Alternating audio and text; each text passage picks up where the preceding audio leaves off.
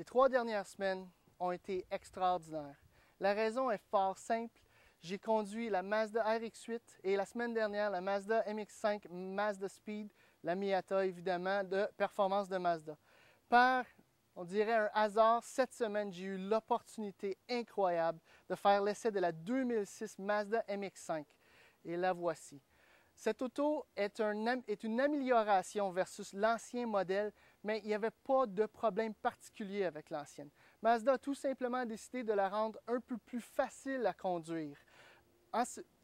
Pour ce faire, ce qu'ils ont fait, ils ont pris une plateforme nouvelle, ils ont élargi le véhicule, ils l'ont fait un petit peu plus long et même un petit peu plus haut. Ils ont aussi décidé, pour garder la neutralité du châssis, ils ont mis le moteur un petit peu plus loin derrière l'essieu avant. Ils ont baissé le réservoir d'essence, ils l'ont ramené un petit peu plus vers l'avant aussi, ce qui veut dire que la grosse majorité du poids entier du véhicule se trouve entre les 4 roues.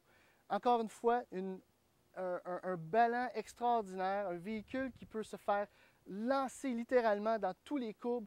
La traction du véhicule est extraordinaire. Sur la route, même avec les roues 17 pouces, c'est confortable. Comparativement à l'ancien modèle, on prenait plusieurs bosses ou des routes qui étaient un peu plus accidentées, puis on le sentait, mais ce n'était pas un problème. Encore une fois, là, Mazda, il n'y avait pas de problème avec la Miata. Mais celle-ci, encore avec les 17 pouces, les roues de 17 pouces, c'est confortable. Tous les chaos, tout ça, c'est facilement absorbé. Je suis quasiment dérangé par ce fait parce que je suis habitué à me faire tasser dans l'auto. Sous le capot, on retrouve un moteur uniquement pour 2006 pour l'instant. Il paraît qu'il va y avoir un turbo à venir dans le futur digne Mazda Speed. C'est un 2 litres, 4 cylindres qui développe 170 chevaux et 140 livres-pieds de couple.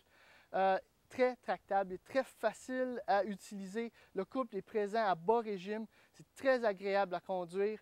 La direction est extraordinaire. Le freinage est fantastique. La pédale est très dure, mais on a beaucoup de sensations au travers de ce volant-là. C'est fantastique à conduire.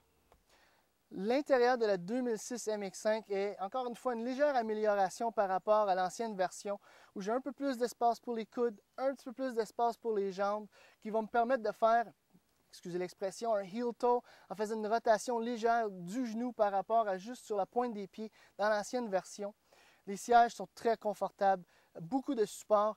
Je ne suis pas un amateur extraordinaire des sièges en cuir, mais ceux-ci sont quand même très très bien.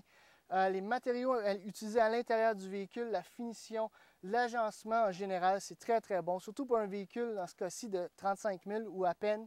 Le système audio Bose du modèle Limited a un très très beau son, supérieur à l'ancienne version évidemment. Les commandes sur le volant, c'est très bien, très facile. Par contre, moi, j'aimerais mieux pas en avoir, tout simplement. Levier de vitesse, extraordinairement facile à utiliser. C'est un environnement idéal, propice à la conduite sportive. Jamais personne va se tromper en regardant cette auto-là et penser que c'est autre chose qu'une Miata. Pour 2006, elle s'appelle à présent seulement la Mazda MX-5. Mazda a décidé d'enlever la portion Miata du nom, mais je suis certain qu'en Amérique du Nord, elle va toujours être connue sous le nom de Miata. Tout le monde connaît ce nom-là.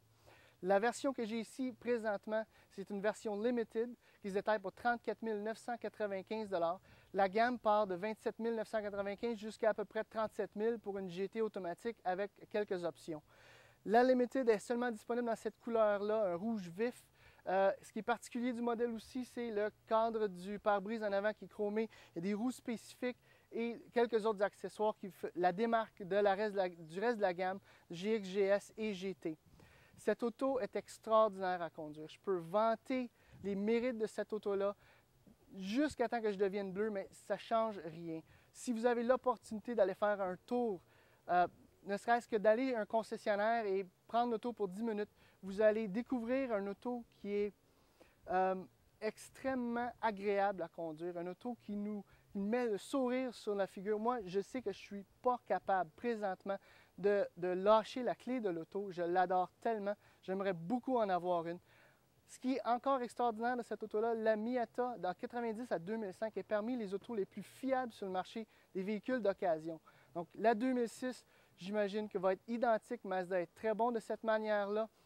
essayez-la, vous allez l'adorer.